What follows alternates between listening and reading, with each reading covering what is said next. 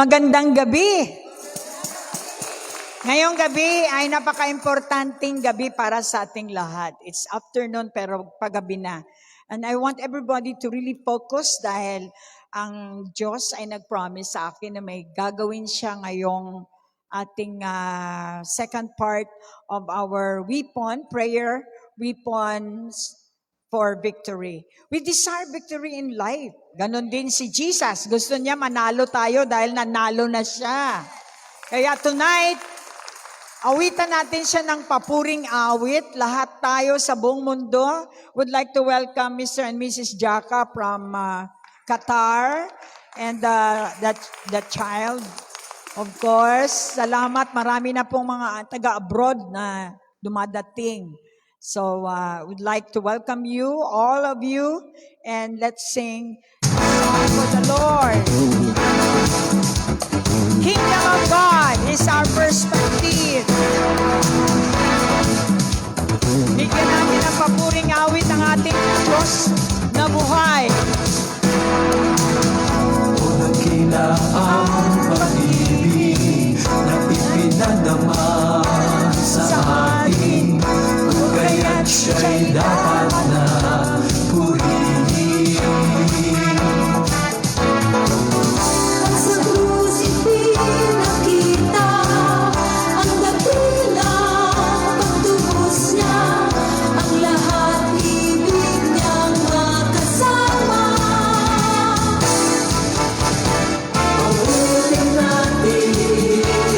Awitin natin, mga Pilipino sa buong mundo.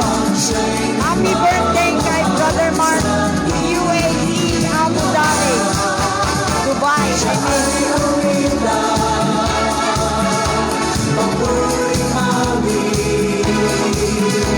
Pagkat siya'y dakila tapat. Lahat ng lakas, bigay niyo sa Panginoon.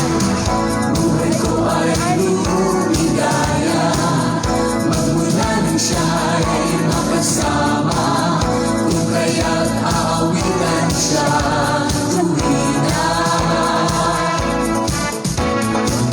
Suliranin lulunasan, babaguhin kanyang lubusan, kung siya ay iyong pananaligan. Awitin natin, papuring awit, pagkat siya'y nagmamahal sa ating lahat. Siya ay awitan, papuring awit, pagkat siya'y dakila tapat.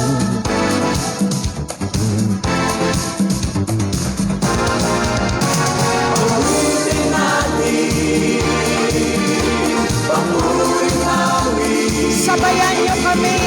pagkat siya'y nagmamahal sa ating lahat.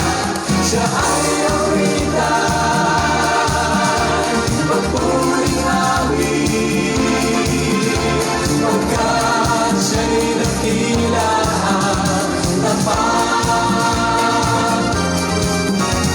Awitin natin, papuring awit, pagkat siya'y nagmamahal sa ating lahat. Siya ay awitan, papuring awit, pagkat siya'y dakila tapat. Awitin natin, papuring awit, pagkat siya'y nagmamahal sa ating lahat. Siya ay awitan. Alright, magandang gabi sa inyong lahat. Maupo na kayong lahat dahil diretso po tayo sa salita ng Diyos. People come and go. Paalis yung iba, papuntang Canada sa 21. Dumating naman yung taga-Qatar. Ganun lang talaga yon.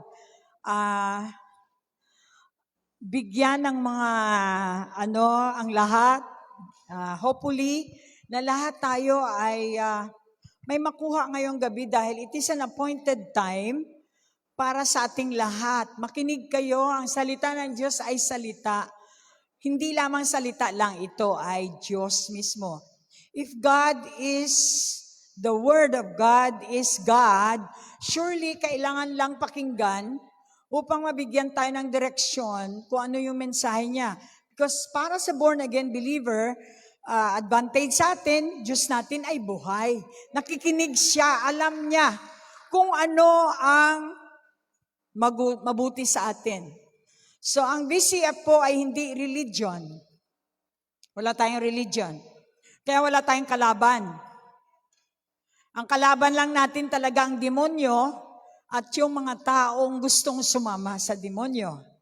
Wala tayong religion. Kasi ang religion ay tumutunaw o nagpapahina sa kaharian ng Diyos dito sa lupa.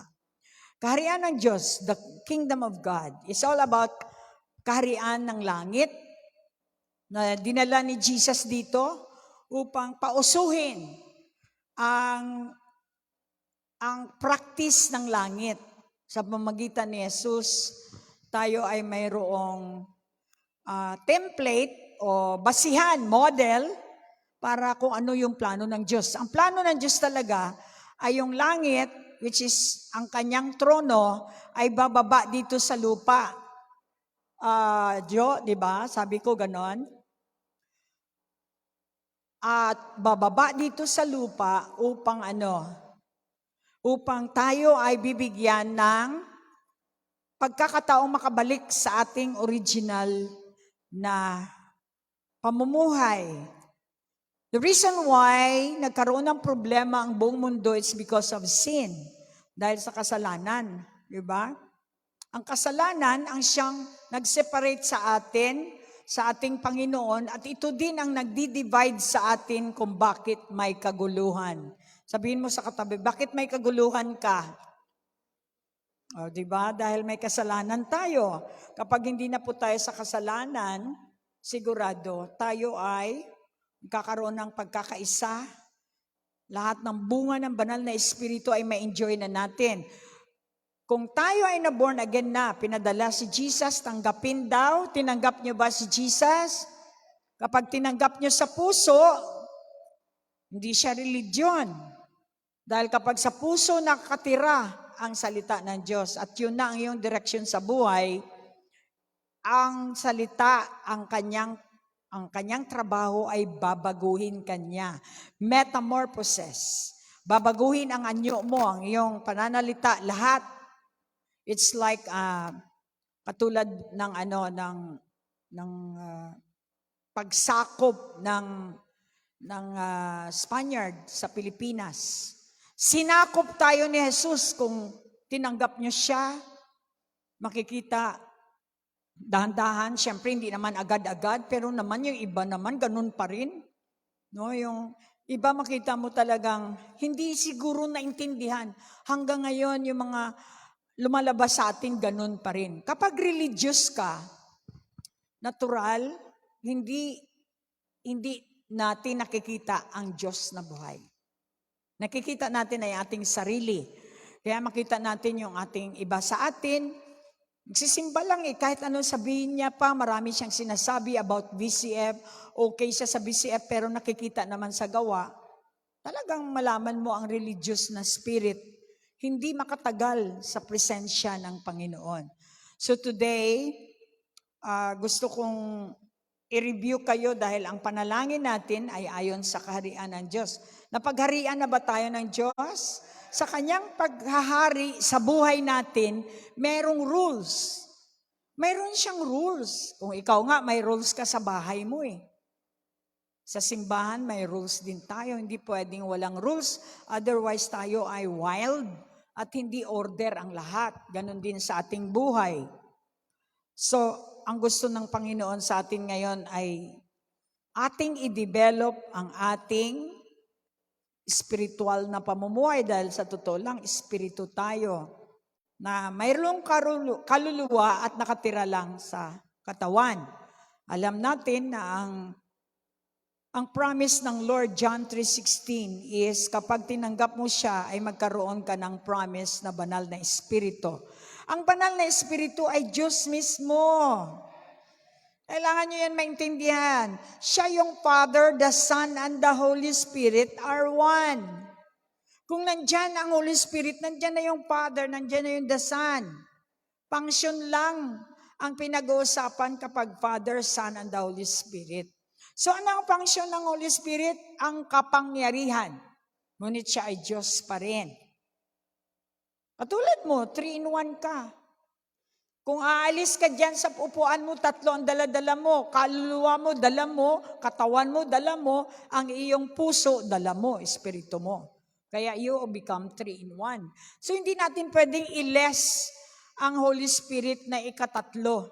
Hindi siya ikatatlo, nagkataon lang na siya ay third na description ng kanyang persona. Pero siya pa rin ang Diyos. Palakpakan natin ang Lord.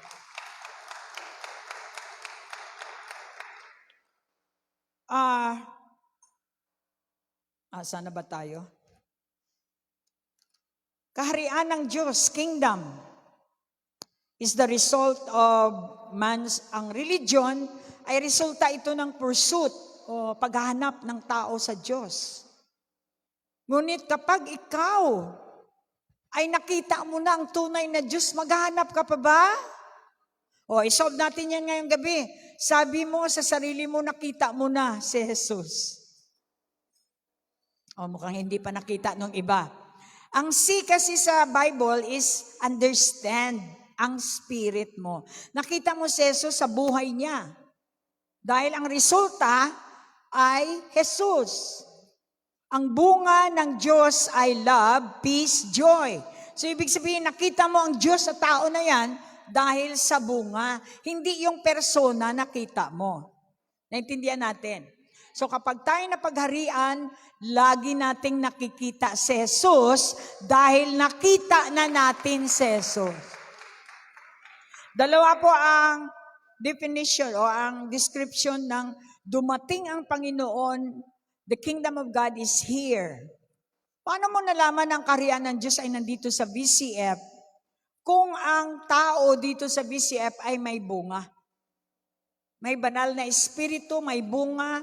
Ang description ng Holy Spirit ay consistent. Hindi siya yung pag gusto ka kung kailan ka magsimba, may puntahan kasi ako, mas importante yung puntahan ko. So hindi po yun pinagharian. Pinagharian po yun ang sarili niya.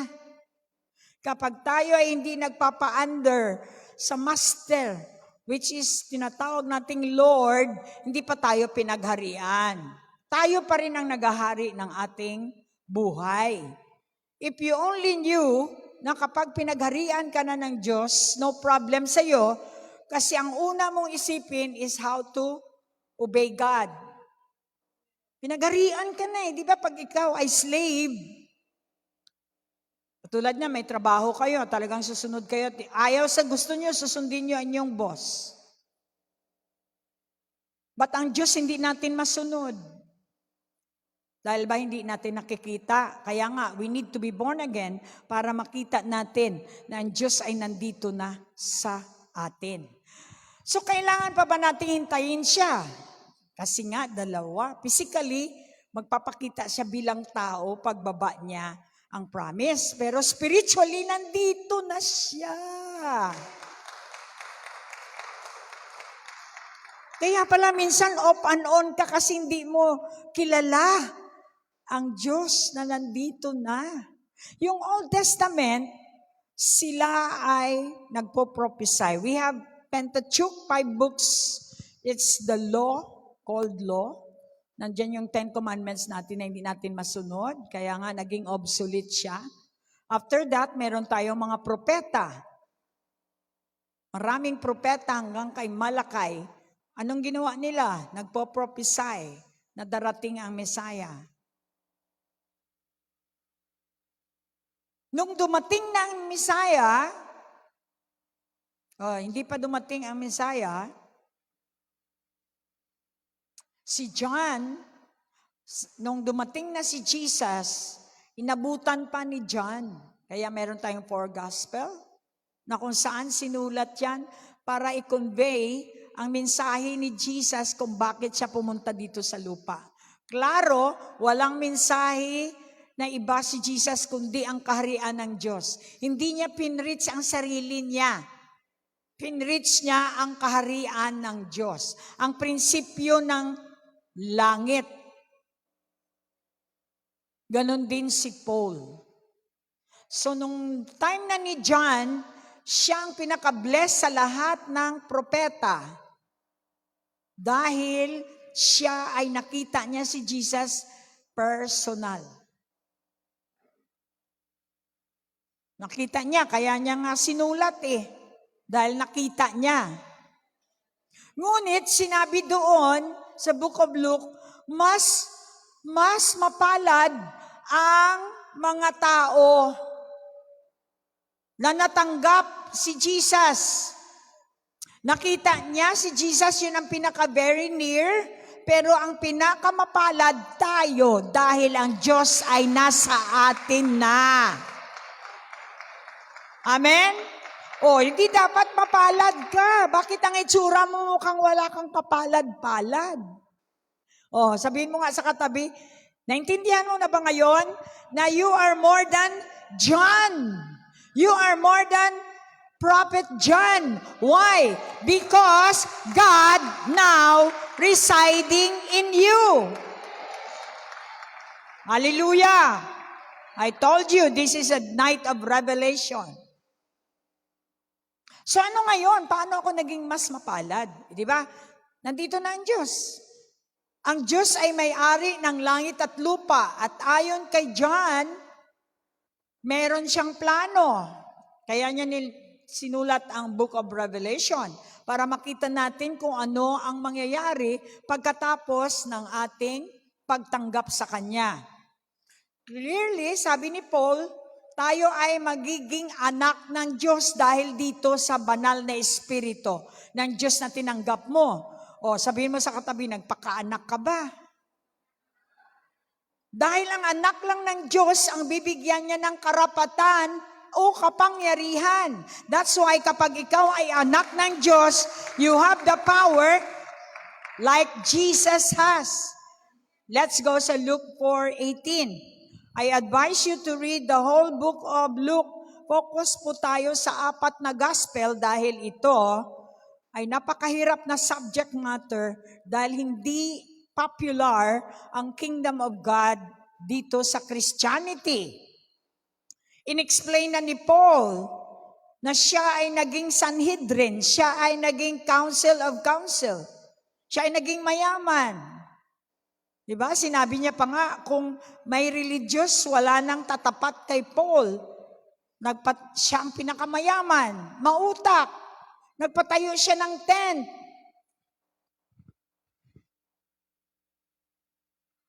Nagnegosyo siya ng tent actually. At ang lahat ng ginagamit sa tent, malaking pera. Ultimo, kandila. Mga uniform na mga choir. Look at your neighbor. Religion is business. Mismo si Paul, basahin niyo ang inyong Bible, palakpak. Kaya ngayon, makita natin, nagtatagisan. Merong nagtatagisan. Ano tatagisan? The other term is inggitan. Nag-iinggitan. Mas malaki ang church namin, sa inyo maliit. Sa amin, high-tech. Hindi yun ang sinabi ni Jesus na templo.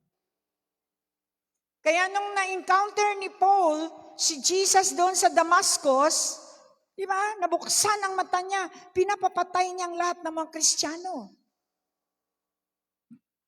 Malaki siyang negosyante. Nagbebenta siya ng lahat ng ginagamit tent or church, building, constructor siya, at lahat ng mga ginagamit, can you imagine kung supplier ka ng buong mundo ng church, mayaman ka. Yun si Paul. Nung na-enkwentro niya na si Jesus, bumaliktad dahil nakita niya ang katotohanan.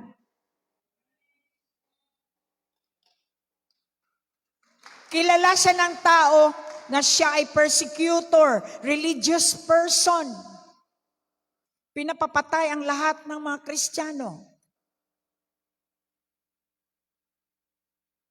Kapag may pinipersecute, siya ang may say kung papatayin o hindi. Ganon kasama si Paul. Pero nang siya ay naka-encounter, everybody sabihin mo nga sa katabi na encounter mo na ba siya? Paano bang encounter? Kailangan ba sa Damascus din? Ang ibig po sabihin, na-encounter nyo siya, narinig nyo siya sa inyong mga pangangailangan. During that time, may mga si Paul. Si Jesus, si Paul ay na-encounter niya ang Diyos, narinig niya ang boses doon sa Damascus. Na yung pinipersecute niya pala ay totoo. Sabihin mo, pag nasa religion ka pa hanggang ngayon, alanganin ka kung totoo yung Diyos mo o hindi.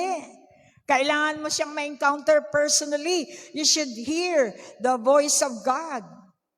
Audible voice man yan o small still voice. Ano ang sabi? Sa Book of Luke, lahat po dyan ay pinakita ni Paul kung paano, ni Dr. Luke, kung paano ang ginawa ni Jesus mula nung siya ay pinanganak hanggang sa lumaki, hanggang siya ay now seated at the right hand of the Father. At tuloy-tuloy sa Book of Acts, siya pa rin ang author, sinundan niya lahat ang mga ebidensya na nagpapatotoo na lahat niyang sinabi sa Book of John ay totoo, na siya ay babalik. Kaya nga, within 40 days, bumalik si Jesus.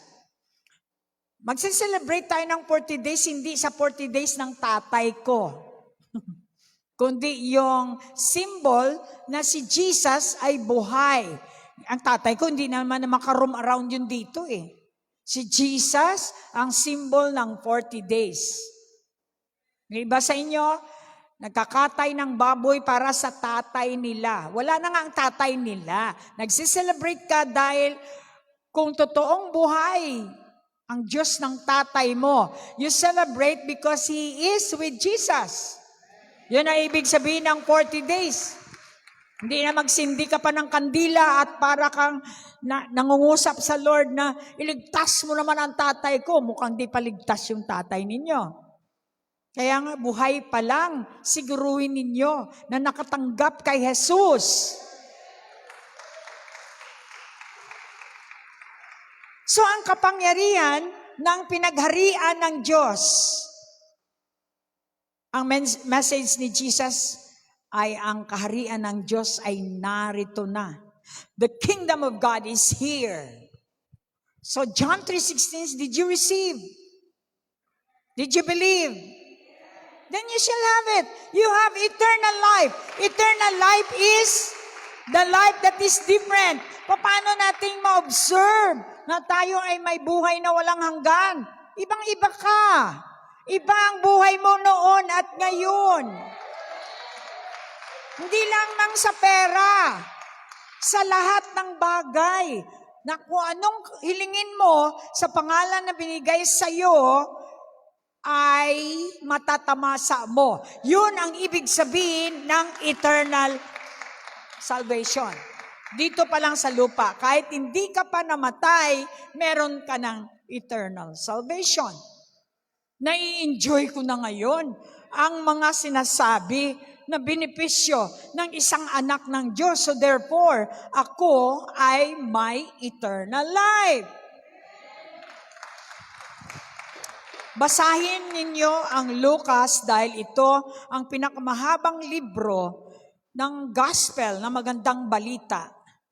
Ang buhay natin, kapag tayo ay born again na, tayo ang testigo ng ating prayer answered.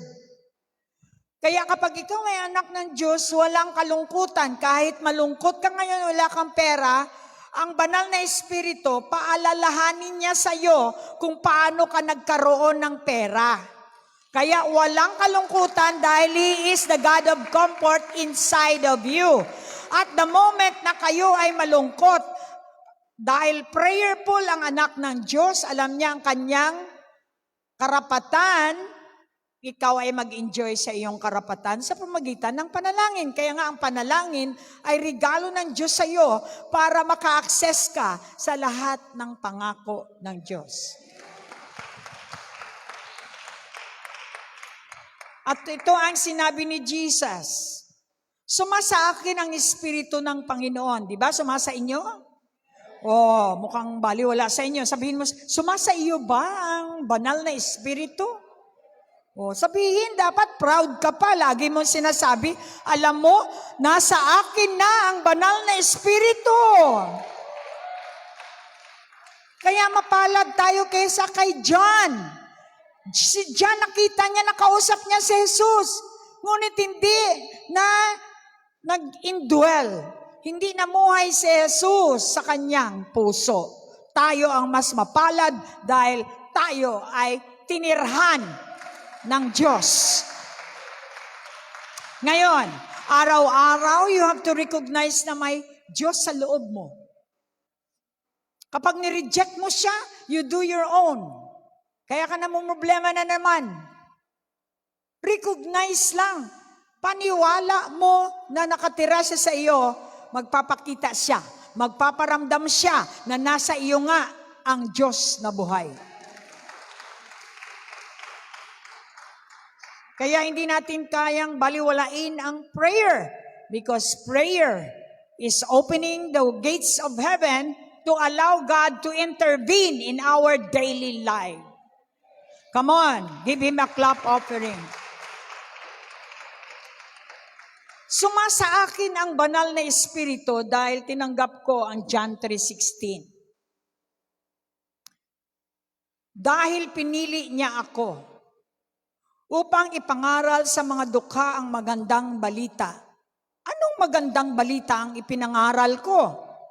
O, sabihin mo nga sa katabi, nangangaral ka ba ng magandang balita? O nagtuturo ka lang ng Bible? Hindi niya sinabi, pumunta ka sa mga tao at magturo ng chapter 1, chapter 2, Matthew. Ang sabi niya, ipangaral ang mabuting balita. Ang magandang balita, ano yan? Ang magandang balita ay nasa Matthew 14, ay 24:14.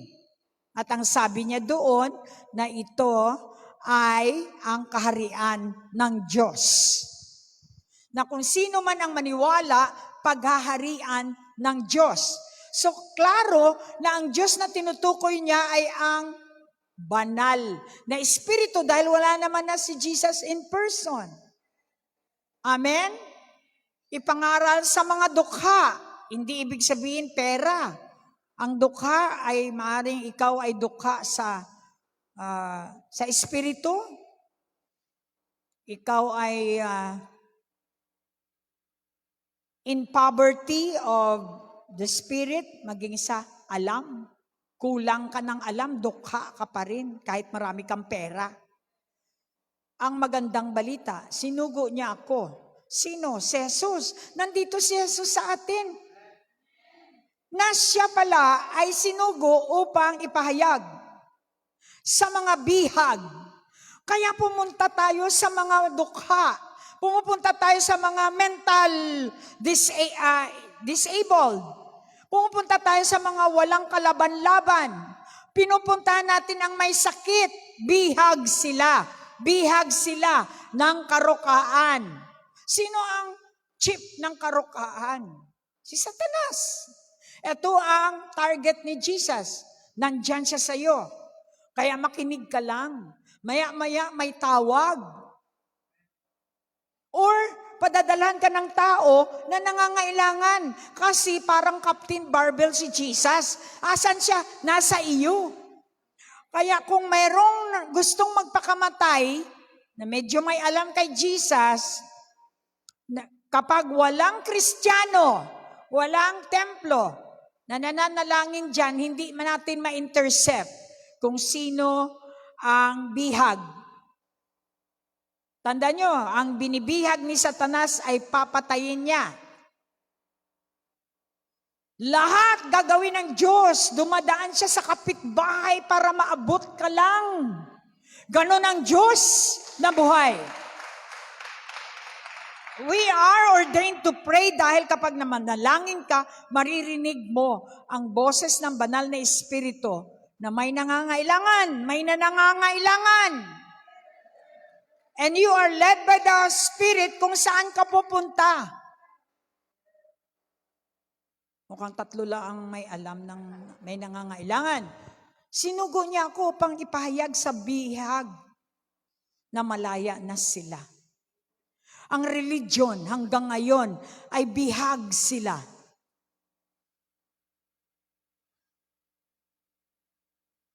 Kapag nasa religion kayo, bihag kayo ni Satanas. Kaya hindi kayo naging masaya sa buhay ninyo dahil puno ng kasalanan ang inyong iniisip. Kapag malaya ka, ikaw ay malayang makagalaw. Simpleng na lang, poverty, bihag yan. Poverty mentality, bihag ka. Hindi ka makagalaw. Kung wala ka palang pera, hindi ka magsimba. Wala ka palang pera, hindi ka maka-obey sa Panginoon. Dahil bihag ka. Kaya sabi niya dito, bihag na malaya na sila. Sabihin mo, malaya ka na. Ngayong nasa kaharian ka na ng Diyos, i-remind mo ang kanilang identity dahil nga sa kakulangan ng alam. Kapag kulang ang alam natin, nasa dilim tayo. Binigyan mo ng kapangyarihan si Satanas sa'yo.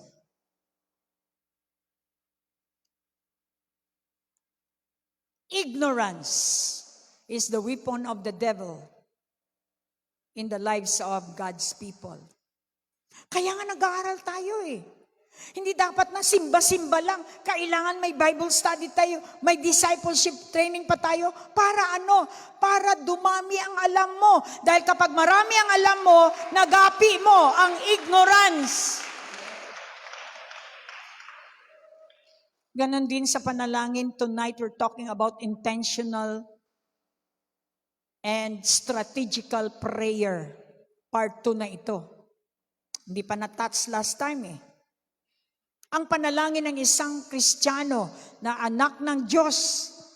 Ang anak ng Diyos ay kasama niya ang Diyos. Kung kasama mo ang Diyos, nagpapalaya ka ng mga bihag. Yung mga taong halos hindi makapunta sa simbahan on time, bihag yan. Yung isa gustong lumakad, yung isa mayroong tali. Look at your neighbor. Kung may kapangyarihan ka, pakawalan mo sila. Puntahan mo sila sa bahay at bigyan nyo sila ng kaalaman paano sila makawala para dalawang paa ang talagang pupunta sa sama kay Jesus. Sa mga bulag na makakakita, ang bulag dito ay hindi physical na bulag lang, kundi hindi nakaunawa dahil sa kadiliman, lack of knowledge pa rin, cause my people fall down. Anak ka ng Diyos, pero bakit ka nahuhulog? Sapagkat kulang ka ng alam. Ignorance, the weapon of the devil. While Jesus is the light, the weapon of God is the light. So nagagapi mo ang dilim sa pamagitan ng kanyang knowledge. Nag-aaral tayo para marami tayong alam. Kapag marami kang alam, magagapi mo si Satanas. Kaya nga nandito tayo para sa ating mga kapatiran na wala pang mga new fights pa lang sila. Maging ate ka, maging kuya ka, upang ang kaligtasan ng bawat tumanggap kay Jesus ay tuluyan. Palakpakan natin ang Lord. Sunugo rin ako. This is an anointing. Anointing is a blessing. Sabi ni Jesus, kapag sumama ka sa akin, ikaw ay magkaroon ng kapangyarihan. Ito yung anointing ng Holy Spirit. Ang Holy Spirit ang may anointing. Ang anointing, other term is blessing. Ang blessing is anointing. Power. Kaya mahalata mo ang anak ng Diyos, may makapangyarihan siya. Sinugo niya rin ako upang palayain ang mga inaapi. Katulad ng mga nabuntis na mga babae. Sila'y inaapi. Hindi nila alam kung paano sila lumabas sa kanilang pagkabihag, emotional. Kaya kung anak ka ng Diyos, ikaw ay nagpapadalubhasa sa alam upang yung mga inapi ay isi-save mo. Yun ang ating function. At ipahayag na dumating na ang panahon ng pagliligtas ng Panginoon. Sabihin mo sa katabi, dumating na. Huwag ka nang mag-abang. Dumating na ang Panginoon, nandito na sa puso ko. Ito na ngayon ang pagliligtas ng Diyos. Hallelujah. Hindi pa rin naintindihan ng iba. Kaya nga pag hindi po tayo sumunod sa salita ng Diyos, talagang sabi. Meron kang masabi dahil anak ka nga ng Diyos. Nandyan siya sa loob mo. Bibigyan ka niya ng kapangyarihan, i-experience mo pa yung kapangyarihan na yan para maging confident ka. At ikaw ay mag-aral, paano mo gamitin ang espada, paano mo gamitin ang mga equipment mo. Kasi kahit na may alam ka, marami akong equipment, di mo rin pala alam gamitin. Patulad ng granada, inalis mo yung pin. Dahil hindi mo alam na puputok pala at ikaw ang mamamatay. Ganon din sa panalangin. Nanalangin tayo, Lord, bigyan niyo po ako ng pasensya. Alam mo bang ginawa mo? Isasalang ka ng Diyos sa kahirapan o sa kainis para doon mo may palabas kung ikaw nga ay may pasensya. Kaya maganda talaga mag-aral. Palakpakan natin ang Lord. Are you blessed tonight? Stamp your feet and say, pinagharian na ako ng Diyos. Hallelujah. Ang kaharian ng Diyos ay nandito na. Paano mo malaman? Ikaw ay may bunga. Ang bunga ng banal na Espiritu. Love, peace, self-control is the best. Dahil kapag wala kang self-control, lahat, pera, mabuti, ngunit nakakamatay. Sex, masarap, ngunit nakakamatay. Kailangan mo ng self-control. Dahil kung wala kang self-control, mamamatay ka din naman. That's the reason why God gave you the power called the Holy Spirit that is inside of you to take control of your life.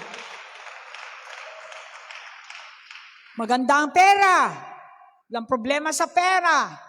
Ngunit ang pera ay papatay sa iyo pag hindi ka marunong magdala. Ang pera din ang maghatid sa iyo sa impyerno. That's why we need to study the Word of God. Intentional ang panalangin. Kapag ikaw ay anak ng Diyos, binigyan ka ng pagkakataon or karapatan, John 1:12. You have the right, you have the access in my heaven.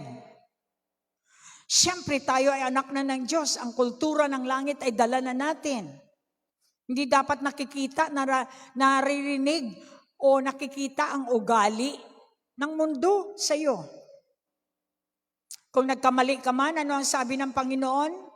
Go back, balik lang. Hindi big deal ang repentance. Ang repentance ay balik ka lang sa original. Hindi aabuti ng isang oras dapat pag nagkamali ang isang anak ng Diyos. Lalo na pag may alam siya. Eh pag wala kang alam, pwedeng 10 taon ka dyan. Are you blessed tonight? Tumanggap ba kayo? Sumampalataya ba kayo? Do you have faith in Jesus? Ano ang dala niya? Ang dala niya ay prinsipyo ng langit.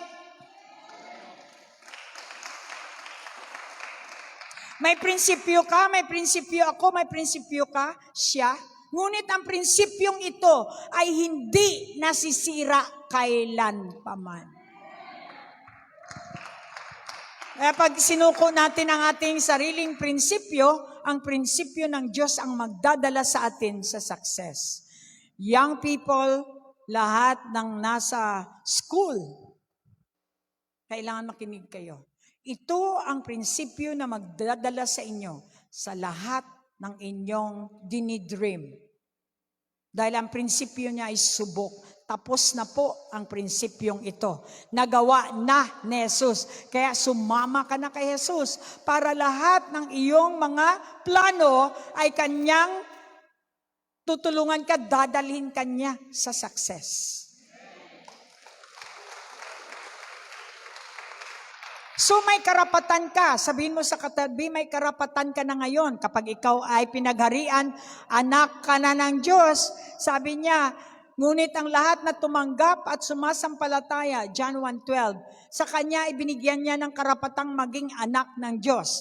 Ang anak ng Diyos ay superior sa anak ng tagalupa. Dati tagalupa lang tayo. Wala tayong akses sa langit.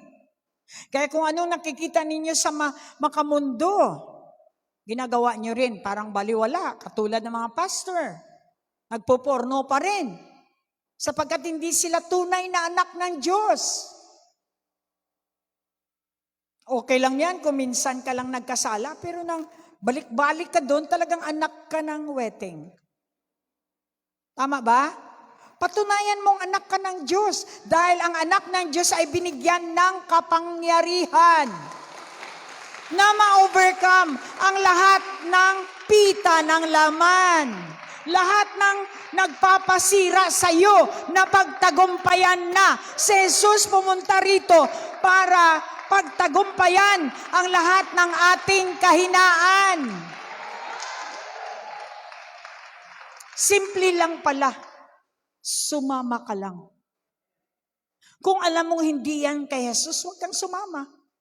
Ganun lang kasimple. Binigyan niya ng karapatan kang maging anak. In other words, kung anong meron kay Jesus, itong magandang balita, meron ka rin. Anong meron sa kanya? Good health.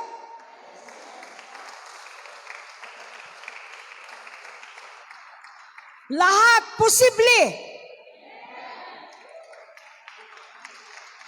Ano man ang hilingin mo sa pangalan ni Jesus ay mapapasa iyo. John 15:7. You become the ambassador, representative of heaven. May masabi ka talaga. Ang mga tao sa mundo, hindi anak ng Diyos ay walang masabi. Ikaw may masabi. At alam mo na kapag may kapangyarihan ka, ang lahat ng demonyo ay saludo sa iyo. You should know your identity. Ano ka? Sino ka? Dahil kung hindi mo kilala ang sarili mo, nalilinlang ka pa rin ng demonyo. So intentional. Ngayong may access tayo, ano ba dapat ang ating panalangin? Ano ang kailangan? Si Jesus pumunta rito para sa lahat ng pangangailangan mo. Siya ang magkumpleto sa iyo. Siya lang ang makabigay sa iyo ng hindi kaya mong i-produce. Kaya bless ka kapag ikaw ay may Diyos sa buhay mo. Araw-araw, all you have to do is to recognize that. Through prayers, tayo ay sinabihan, humingi tayo. Dahil binigyan na tayo ng access eh. Sayang naman yung iba dahil sa walang alam, hindi malang humingi. Kaya naghirap sa buhay dahil hindi humingi. Dahil hindi niya alam. Kaya yung kawalan ng alam, ito ang susi ni Satan para ikaw ay i-devastate. Ignorance. Ang anak ng Diyos ay laging may dalang ballpen, may notebook, may Bible. Laging handa makinig kung anong sinabi. Lagi kang nag-aabang. Yan ang tunay na anak ng Diyos. Dahil araw-araw alam ng Diyos kung anong mangyayari sa'yo. Hindi mo alam. Ang Diyos na pinaniwalaan natin dito ay nagbibigay ng oxygen sa 2 butas ng ilong mo.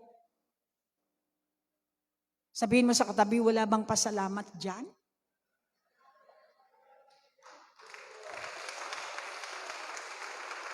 Every heartbeat of your heart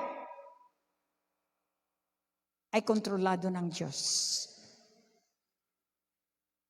There are no words enough to say thank you. Bawat galaw, bawat hininga, bawat buhay, bawat gising. How could you say not thank you? Dahil sa totoo lang, malaman mo lang yan pag nawalan ka na ng oxygen. Kung mahalaga sa iyo ang trabaho kaysa sa Diyos, well, ipakilala ng Diyos sa iyo. Tanggalin niya lang ang hangin sa 2 ilong mo at doon mo makikita, wala kang trabaho. Palakpakan natin ang Lord. That's why we need to know kung tayo nga ba ay nakaunawa ng kaharian. Kapag pinagharian ka ng Diyos, wala ka ng problema. Every day, may problema ka, ngunit alam mo, dala mo ang solusyon. Kung hindi man yan masagot ngayon, God is a God of timing. Alam mo, nasasagutin niya pa rin. At kahit alam mong parang wala ka ng pag-asa, wala ka ng nakikita, deep inside, sabi ng Lord, as long as kasama mo ako, I'll take charge of you. I remember the story of Gideon. Sabi niya, matakutin ako. Hindi ako man of valor. Kasi ang sabi ng Diyos sa kanya, you're a man of valor. Ikaw ay matapang. Hindi ako matapang, sabi ni Gideon. Matakutin ako, ayaw ko ng ganito, ayaw ko ng ganyan. Puro reklamo. Ang sabi ng Diyos, well, Gideon, kahit anong sabihin mo, hindi magbabago, ako pa rin ang Diyos.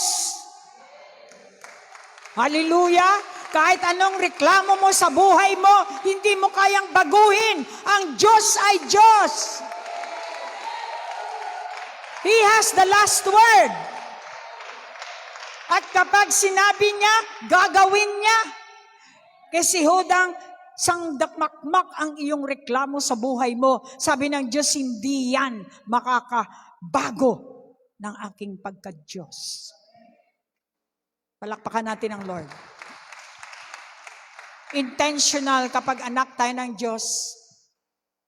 He wants you to be prayerful, specific. Ang tag natin ay ang model na binigay ng Diyos sa atin. Matthew 6, hindi ko na dapat paulit-ulitin. Alam nyo yan. You have to recognize first God. Who is this God? Dahil kung kilala nyo siya, na siyang may-ari ng langit at lupa, magpapakilala siya sa inyo. Dahil kung alam nyo na siya ay provider, magpo-provide siya sa inyo. Dahil kung kinilala nyo siya, siya ang iyong healer, mag-heal siya sa inyo. Ano ba ang pagkilala mo sa Kanya? Yun ang mangyayari sa iyo. That is His template.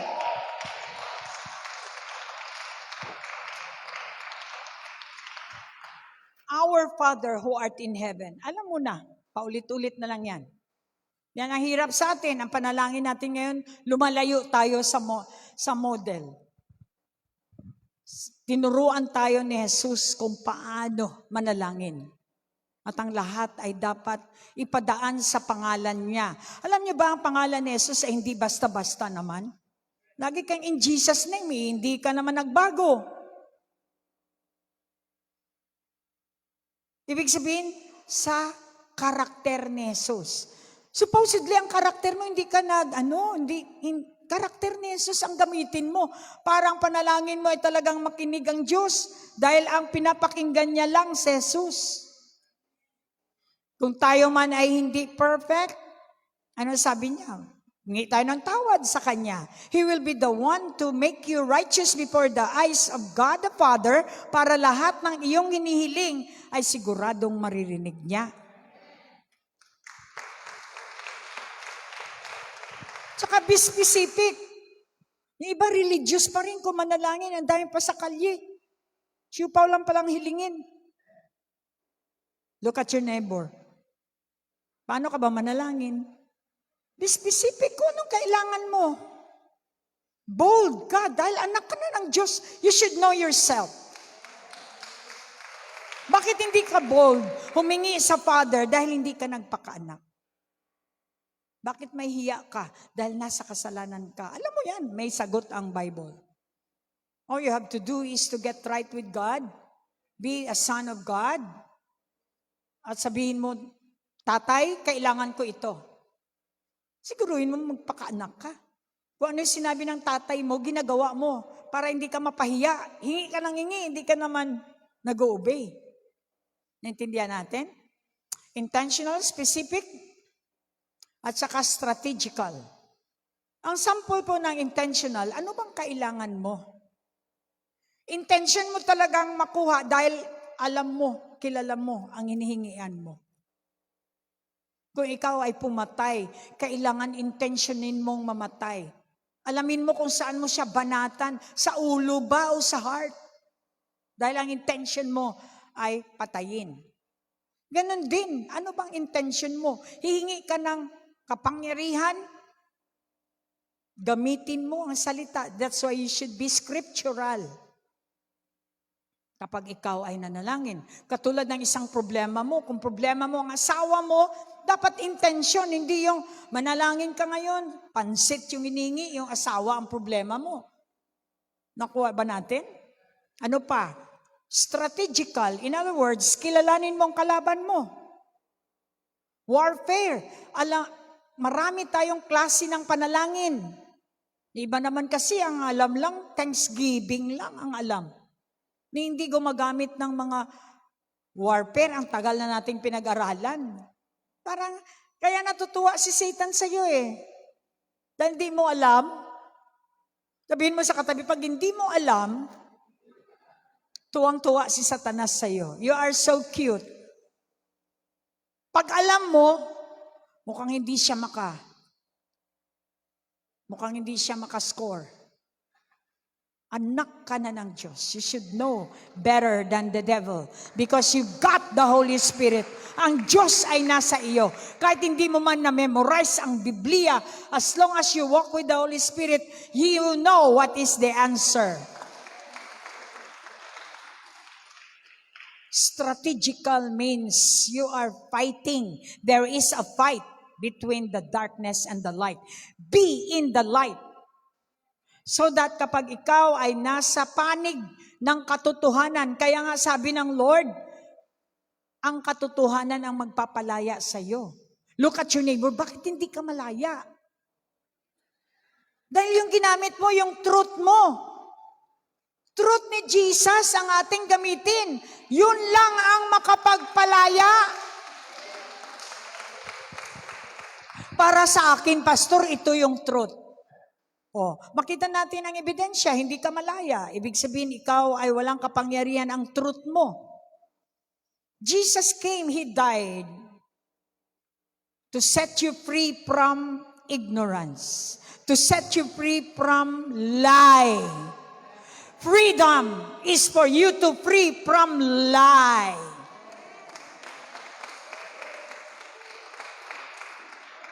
Kapag tayo ay naglaro sa lie. Kung sa Ilonggo pa, dila mo lang wala labod. Do not play with lie. Because lie has its own play without stop. Ayaw mo na, sabi ni Satan, hindi. Di ba yan ang hanap mo? Games. That's why hanggang ngayon, kung Kristiyano kayo, nakikipaglaro pa rin kayo sa mga dyan sa game na yan. I tell you, you're still bihag ni Satanas. Whatever string attached of the world is your attachment to the world. That's why hindi ka malaya. Kung tayo ay sumasampalataya, we have to get rid of all connection of this world. There must be an exchange.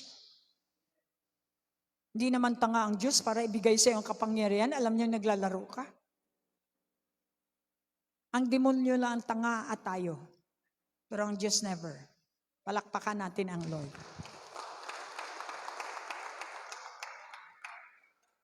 So the kingdom of God will bring you what? A new life.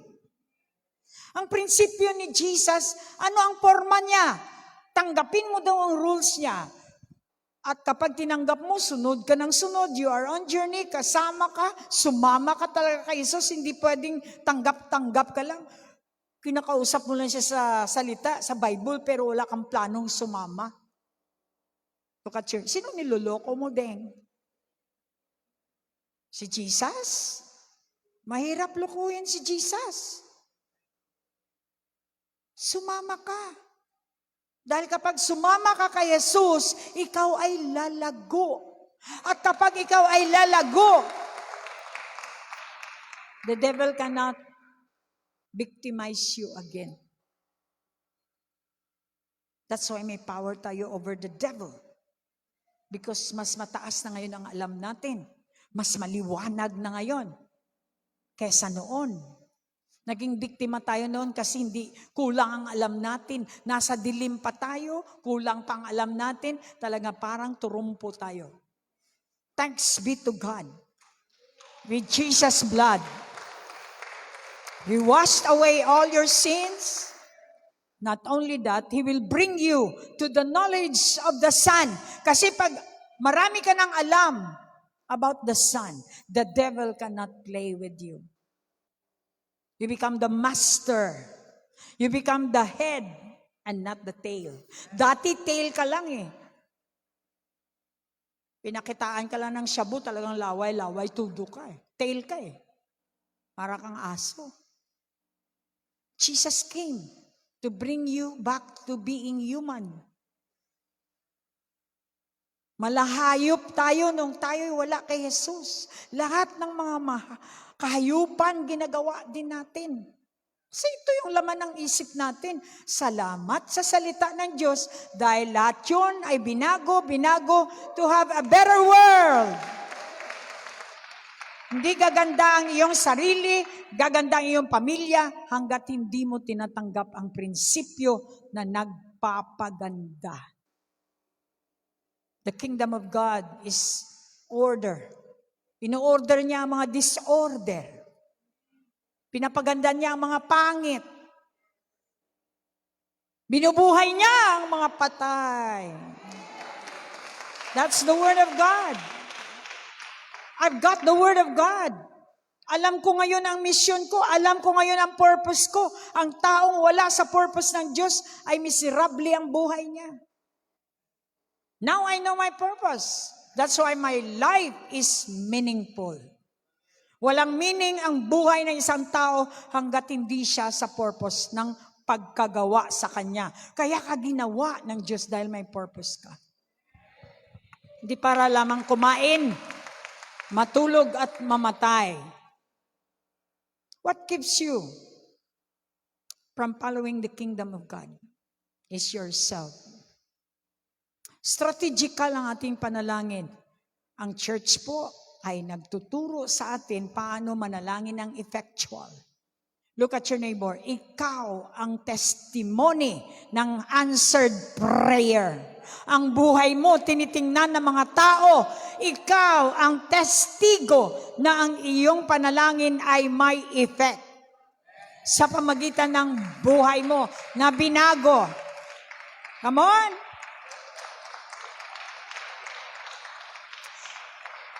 Can you settle this one? Ang Diyos mo ay buhay. Yan yung advantage mo. Manalangin ka ngayon, alam mong naririnig niya, alam mong may gagawin siya. Bakit parang wala kang gana? Because hindi mo alam. Kaya sabi ni Satanas, yan ang gusto ko sa'yo. Huwag kang masyadong maniwala sa church. Kung ako ang kaway, talagang pahinain ko ang iyong pananampalataya. Dahil ang pananampalataya, diyan gagalaw ang Diyos. Pagtanggalin ko o imenos ko ang pananampalataya mo, wala kang kapangyarihan. Ako pa rin, si Satanas, ang mas makapangyarihan sa iyo. Think about the enemy. Lagay mo shoes mo para alam mo kung paano ka makikipaglaban. Ang buhay ay labanan. Yes, nanalo na si Jesus, pero asan ka? Sa tabi ka ba ni Jesus o sa malayo? Kasama mo ba siya? Kasi kung kasama mo siya, panalo ka na, panalo ka na, panalo ka na. Alright, 20 minutes before takeoff. Tonight, I want you to be reviewed about the war room. Paano ba kayo manalangin? Kanina talagang umpisa na naman tayo parang wala man lang natinag. Sabi ko, doon mo ma-test ang tao na hindi pinapractice ang prayer niya.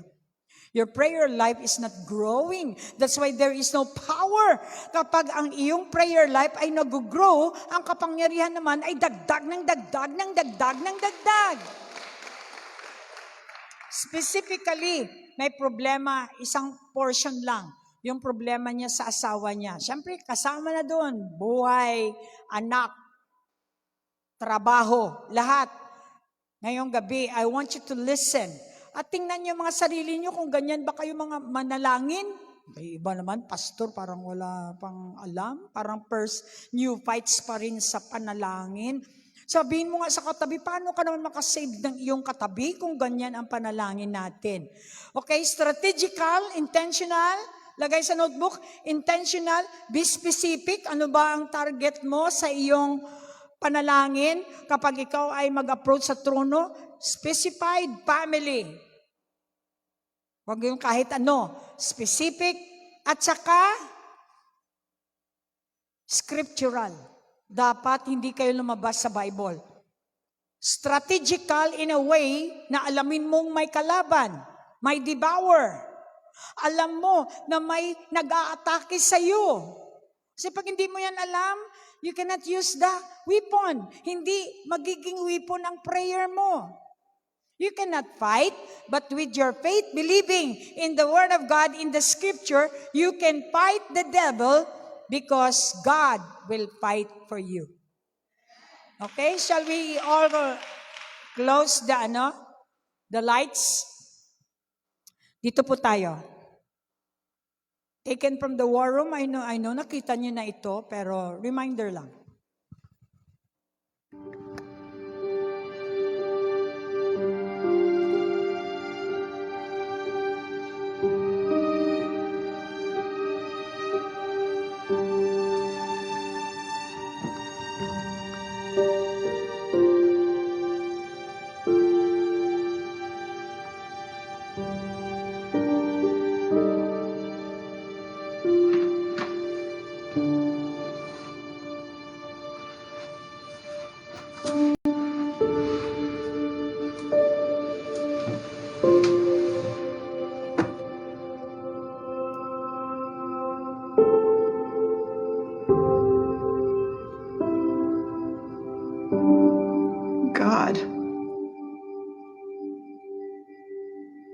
God, I need you.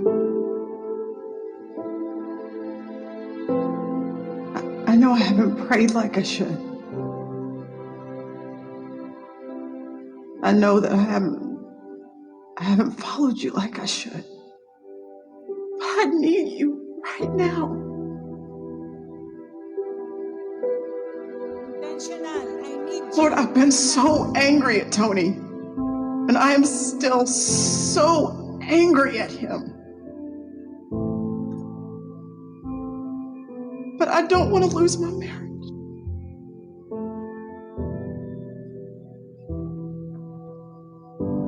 Lord, forgive me. Forgive me. I'm not his judge, you are. But I'm asking you, please, please don't let him do this.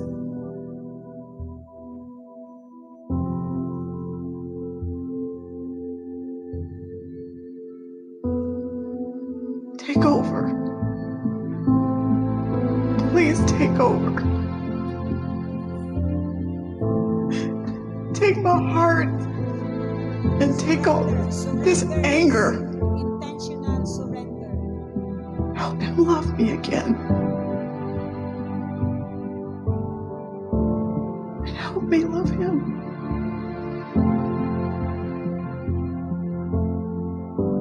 He's doing something wrong.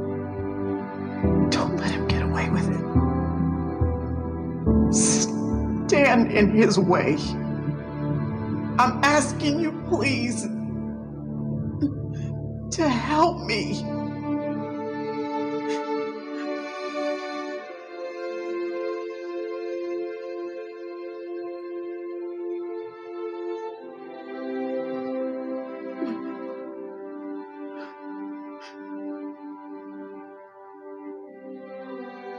The thief comes only to steal, to kill, and destroy.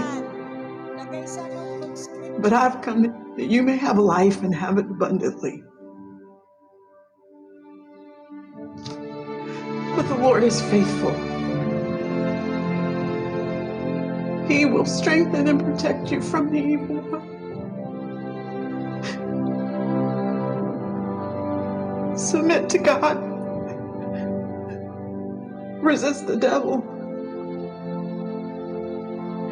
and he will flee.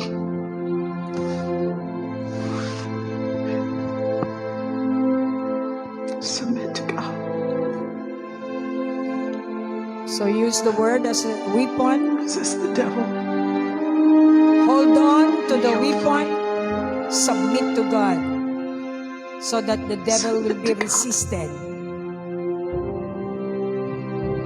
Resist the devil, and he will flee.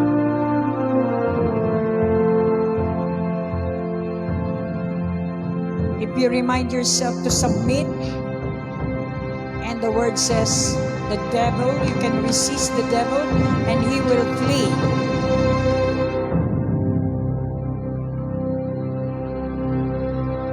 Now here it calls you take over.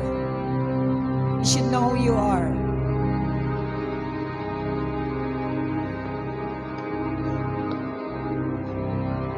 I don't know where you are, devil, but I know you can hear me. You have played with my mind and had your way long enough. No more. You are done.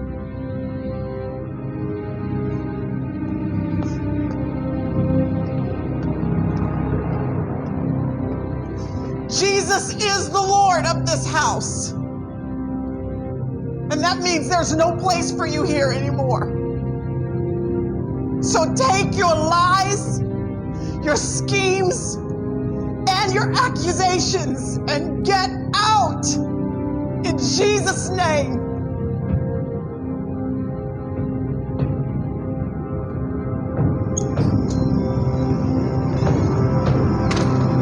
You can't have my marriage. You can't have my daughter. And you sure can't have my man. This house is under new management, and that means you are out.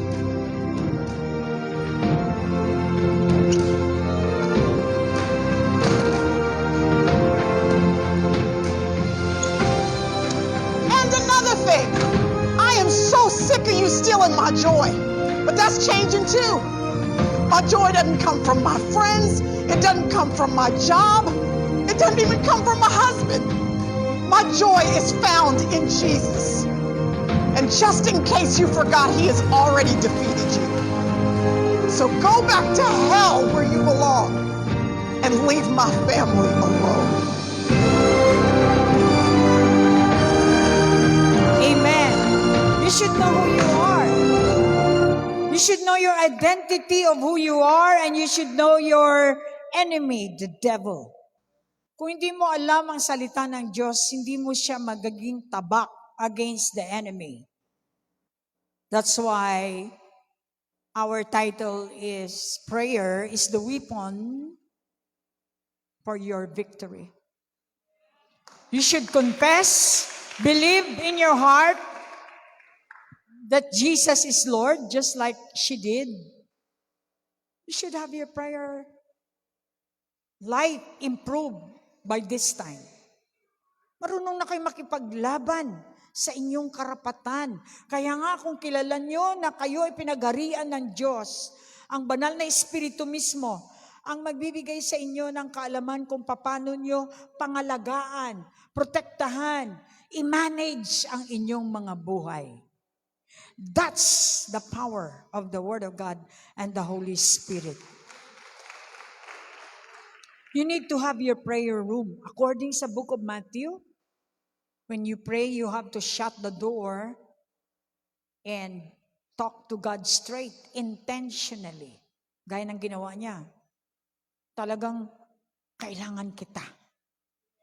Now. Yun ang intention. Hindi yung pasakalyi ka pa, thank you Lord. Ganun ang prayer ng mga religious people. We need to be intentional, lalo na sa ating mga kailangan. You need to have the Word of God. Do you have your memory verse? Kung wala man, yun ang gawin nyo. Sa CR, maglagay kayo ng mga pang-warfare ninyo. Ito'y instruction galing sa church. Kung kayo ay church, sumusunod kayo. Together, we can fight against the enemy and win the battle every day, and then we can save others. God bless you, and I believe you have the word intentional, specific, intentional warfare, weapons. The Word of God is a sword, parang tabak. Kaya niya inulit-ulit yung salitang you can resist the devil when you submit to God. The only way na maka-resist ka ng demonyo and he will flee is when you surrender to God. When you say, Lord, take over. Sana siya sabihin ng Lord, forgive. Kahit nasaktan siya sa ginagawa ng asawa niya, nag-forgive siya, hingi siya ng kapatawaran. At in-identify niya sa demonyo na hindi kahit kanino galing ang joy niya, kundi sa Diyos. She confidently declared that everything is Jesus dahil alam niya na ang kalaban ay takot sa pangalang Jesus. Shall we all stand? That's the reason why I want you to thank God for tonight. This God is telling you, is revealing yourself kung sino kayo, at kung makalimutan niyo ang inyong mga sarili, remind yourself that the Holy Spirit is the reminder. Kilalanin mo ang sarili mo. Huwag kang tumingin sa asawa mo. Tinitingnan mo yung asawa mo, tapos aarti-arti ka na, hindi totoo. Well, the devil cannot be resisted. Maglalaro din ang demonyo sa iyo. Go straight to Jesus who can defend you. Prayer is powerful when it is done according to His name. The name which is above all name. The name which is above Satan. The name which is above troubles. The name which is above cancer. The name which is above poverty. Only in the name of Jesus. Kung hindi nyo pa natanggap ang access, we'll give you the chance. Lagi, bawat service. I hope and trust that my associate pastor would know this.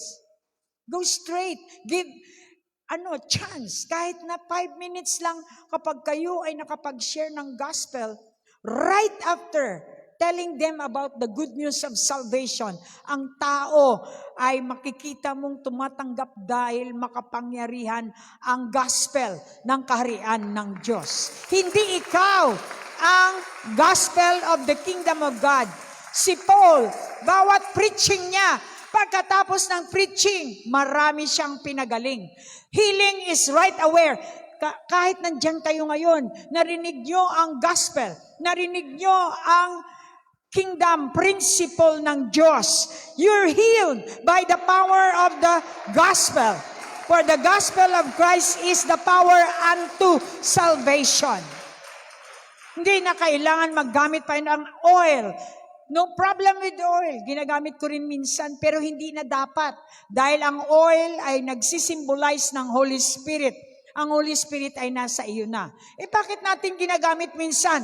Because maraming meron ang hindi pa masyadong nakakakita ng real na Jesus. Kaya nagagamit tayo ng symbol.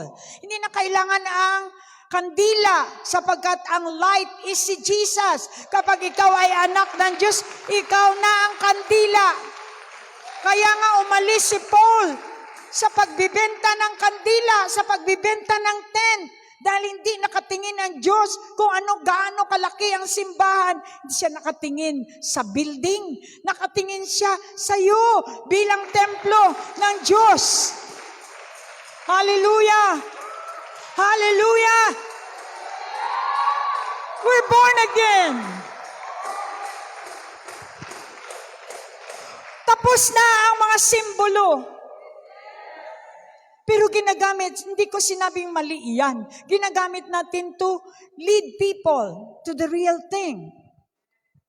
So katulad ng religion, uupo ka, magbabow down ka sa statwa. Alam mo, hindi totoo ang statwa. Si Shadrach, Meshach, and Abednego, hindi nagbow down sa hindi totoo. We bow down to the real God, and that is the Holy Spirit who is alive in us. Sabihin mo sa katabi, goodbye Old Testament.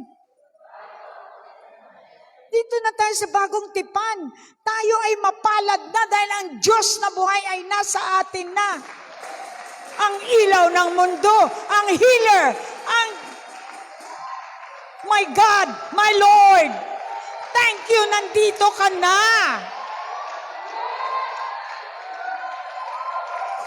Raba shikandaraya hanlaraba.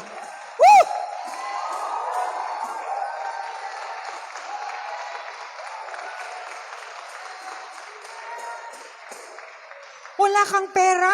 Ano ba ang sabi ng Bible? Di ba humingi? Siya ang tatay mo. Humingi ka. Hindi ka humihingi dahil lang sa sabi nila. Humihingi ka dahil anak ka. Pag anak, may karapatan.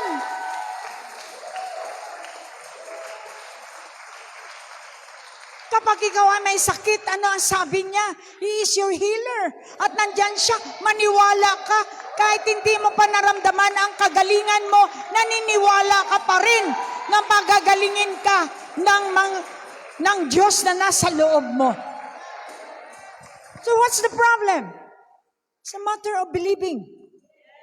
Kung hindi pa nasagot, hintayin dahil siya ang Diyos na sumasagot ng kailangan ng kanyang anak. Amen. That's the kingdom of God. That's the power of God unto your salvation. Kapag may utang ka ngayon, huwag kang mag-alala, sabi ng Lord. Kaya nga tayo, nagtataka tayo. Bakit nag-aalala pa rin tayo? Kasi pride. Aminin na may utang ka. Ano ang sabi ng Diyos? Kaya ko silang patahimikin. Hindi ibig sabihin hindi ka magbayad. Kung wala ka pang pambayad ngayon, kaya ng Diyos paghintayin ang taong inutangan mo. My God! Wala na palang problema Lahat ang solusyon, dala-dala mo. Yes, maraming problema. Maraming problema darating sa atin, hindi tayo exempted. Hindi rin tayo exempted sa sakit. Ngunit, dala mo ang solusyon. Sakit, may healer ka.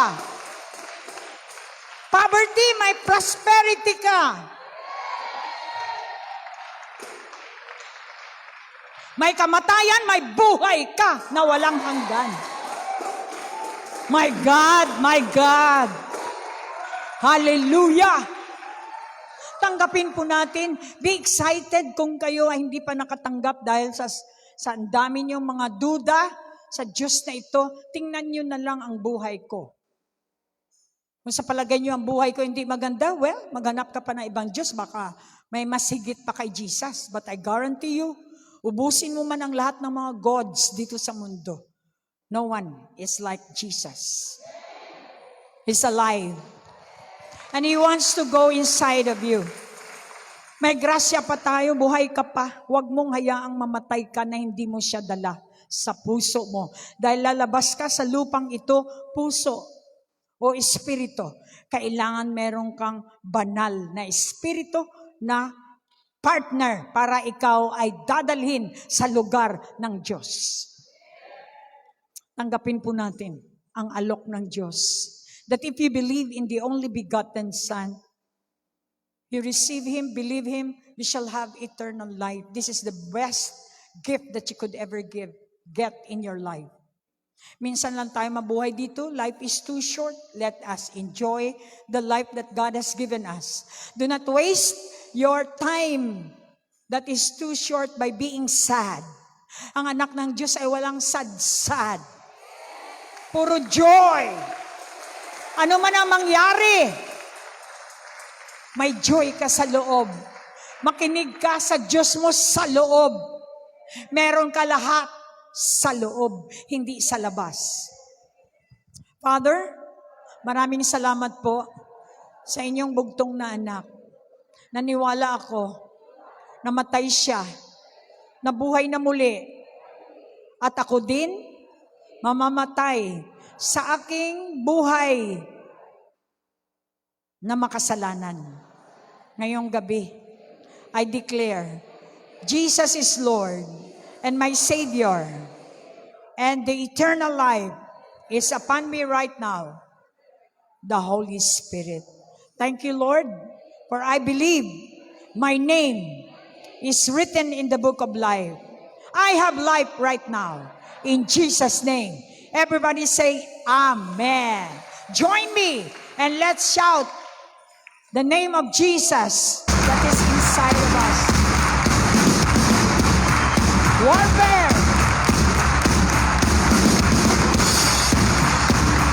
Just recognize God. God is going to show up.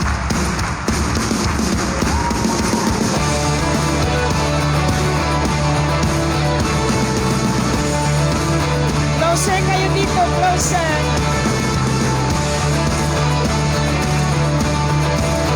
Brother Ramon, pauwi na. For us, God is in our side. He has overcome. Tumatayo ang balahibo ko. God is here. Amen. You are here.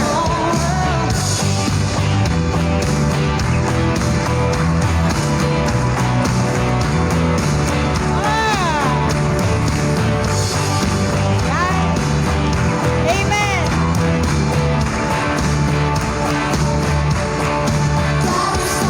For us, God is on our side. He has overcome. He has overcome. We will not be shaken. We will not be moved. Jesus, you are here. Jesus, you are here.